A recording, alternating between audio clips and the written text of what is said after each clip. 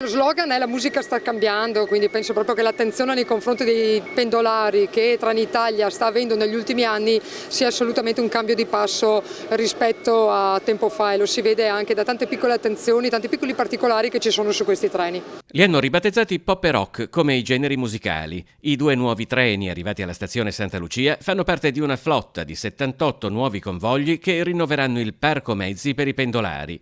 A Venezia sono stati presentati i primi esemplari di un rilancio del trasporto regionale da parte di Trenitalia, per la quale era presente la D. Orazio Iacono, in cui spicca anche il Leone di San Marco.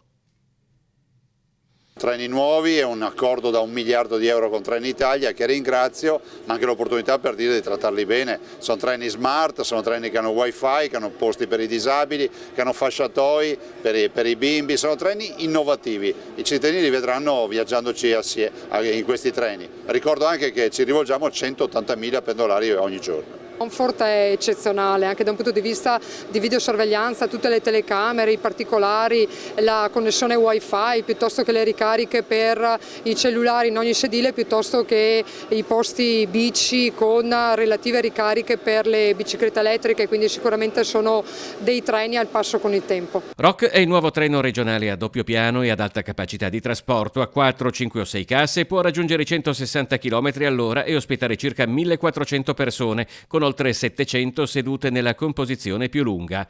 Pop è il nuovo treno a monopiano e media capacità di trasporto, a 3 o 4 casse con 4 motori di trazione. Viaggerà ad una velocità massima di 160 km. Rock verrà messo sostanzialmente sulla Venezia-Verona, comunque funzionerà come treno veloce anche grazie alla sua capienza. Invece per quanto riguarda il Pop verrà messo nelle tratte Venezia-Treviso piuttosto che Venezia-Rovigo, adesso dovremmo decidere.